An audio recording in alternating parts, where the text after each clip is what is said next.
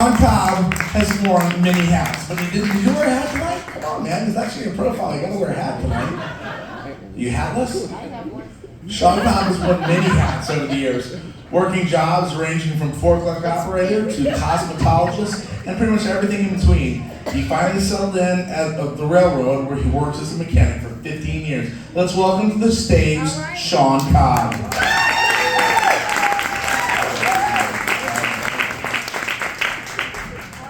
Hey guys. All right. It was back in the early 2000s, I'd say 2005, 2006. It was a late night. I had just left from visiting with a friend, and I was traveling down a lonely road in Hobart, Indiana when it happened. I decided to light a smoke at the same time that I hit a divot in the road, and that cigarette leaped from my fingers and landed on the passenger side floor. Shit. No worries. All I gotta do is just get a firm grip on the steering wheel, swoop down and grab it and swoop back up. Easy peasy, all good. Of course, that maneuver was doomed to fail, for I was merely in the middle of my swoop down when I hit another divot that sent my car swerving off the road. Next thing I knew, I was wheel deep in mud, leaning sideways with a passenger side view of a hillside tumbled down to a bunch of trees. Not good. I was all pressed up against the driver's side window with my weight, afraid that if I moved, that my weight was all it was that was keeping my car from going down. But, like I said, it was in the early 2000s, and back then, every phone carrier had roadside assistance. So I called Sprint, *2, roadside assistance, and she couldn't have cared less. She explained to me that, well, although I do have a service, I am not registered, so we need to go through the registration process. I'm like, man, I can't do this. I'm trying to assert my point, but she just kind of steamrolled on. So I was like, ma'am, I can't do it. Yes, SHAWNCOBB. It took her making me have to repeat myself just one time to say, ma'am, putting the kibosh to this, I'm gonna die, bye, bye, bye, and hang up. That's crazy. You know, at that point, the sensible thing to do was to call 911. I was not trying to mess with no damn cops tonight. But that was the way to go. And so I called 911. In just a few minutes, they were out there. It was 2 squad cars. It was 4 cops total. And they pulled me out of the car and had me on solid ground in no time flat. As we waited for the tow truck, I gave them a non-incriminating version of the story of what happened that landed me in this situation, while at the same time hoping that my car did not catch on fire until they left the scene.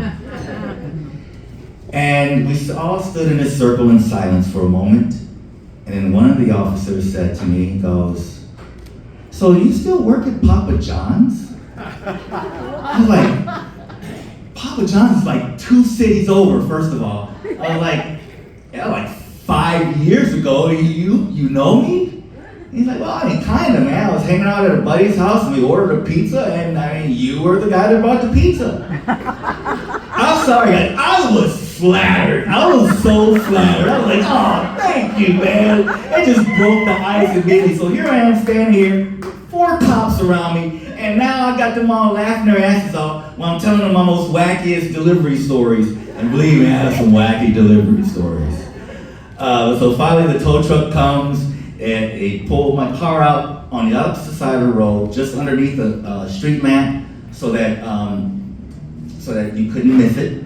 And this was behind a building. It looked like a long garage or storage facility, some sort.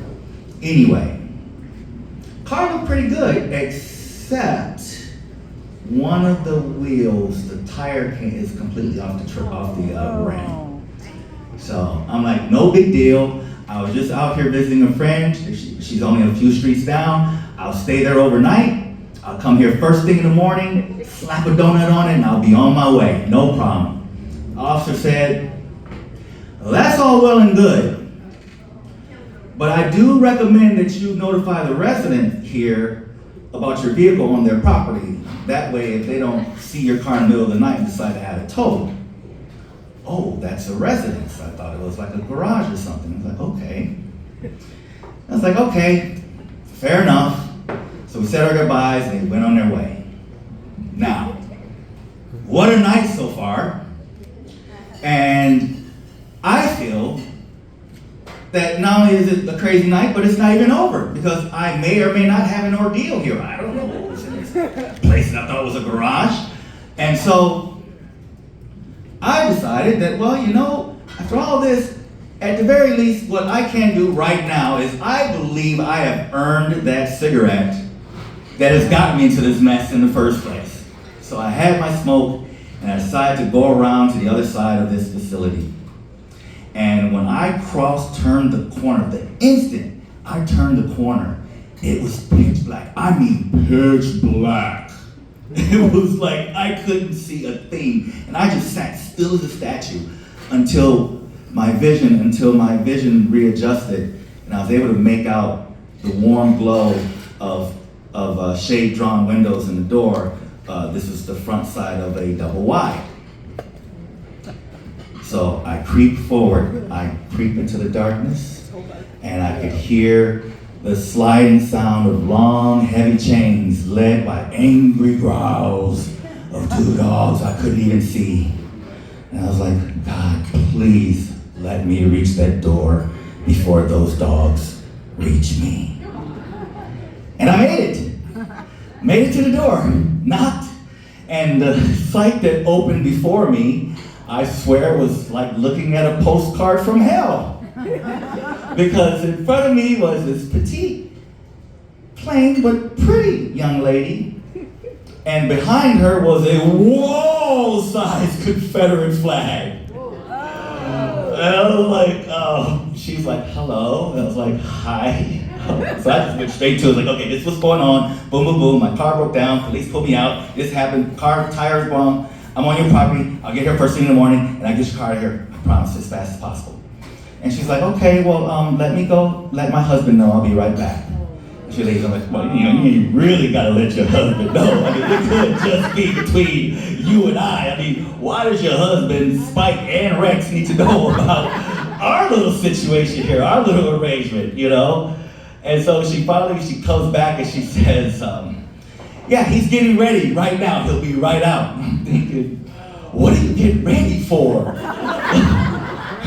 I had this mean little voice in my head that said, all right, boy, we're gonna give you a 10-minute head start. No, that is not gonna happen. And the husband comes out, and I take one look into his eyes, and I saw a friend. Not only did I see a friend, but I saw a friend who was determined to resolve this issue right now. And he says, hey, so I see we got a little trouble going on. Let's go see what you got going on over here. And so we go over to my car, and he examines the tire, and he's like, you know, I think this tire can be saved. I'm like, wow, really? And he's like, and lucky for you, I was like, oh, here it comes. He's like, lucky for you, I happen to own a tire shop in downtown Hobart. So here's what we'll do. I'm gonna let my wife know what's going on. I'll bring the flatbed around, which yes, in that darkness, there was a whole flatbed truck sitting there. I had no idea. And we'll take a 10-minute drive on down there, get your car up, get that tire changed or fixed or whatever, and have you on your way.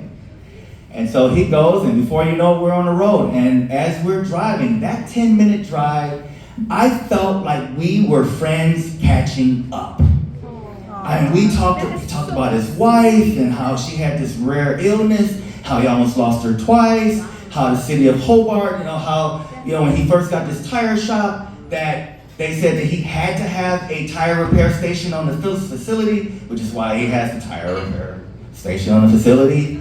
And I told him about the railroad and the crazy, nutty guys that I work with. I mean, we just went back and forth. And I felt like we had known each other for years.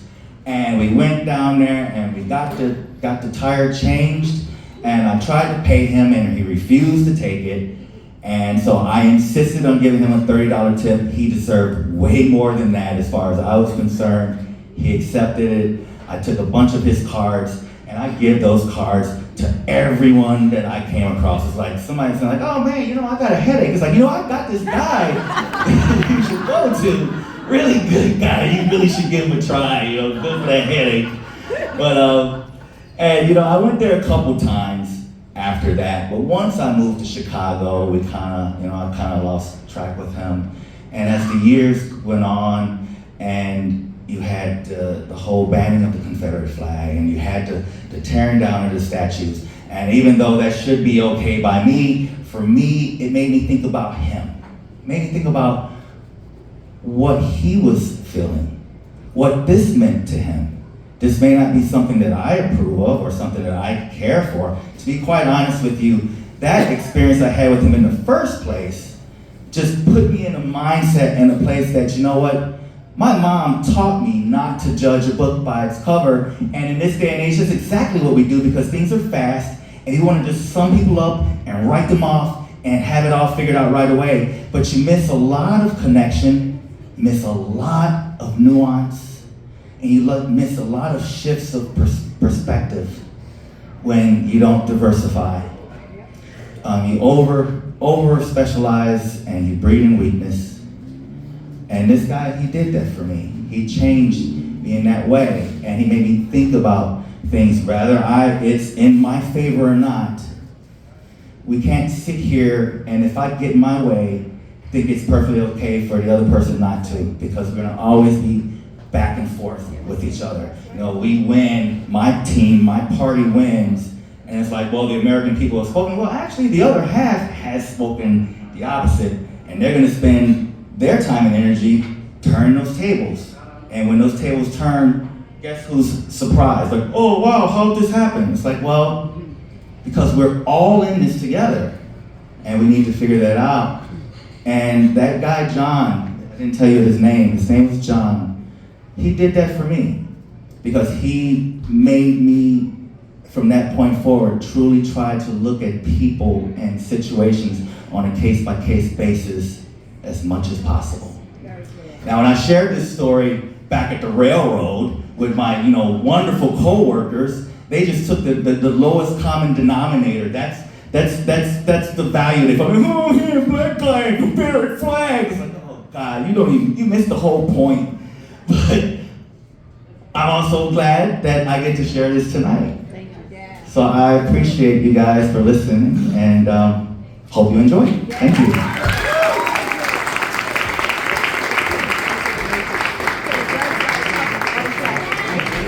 So let's have another round of applause for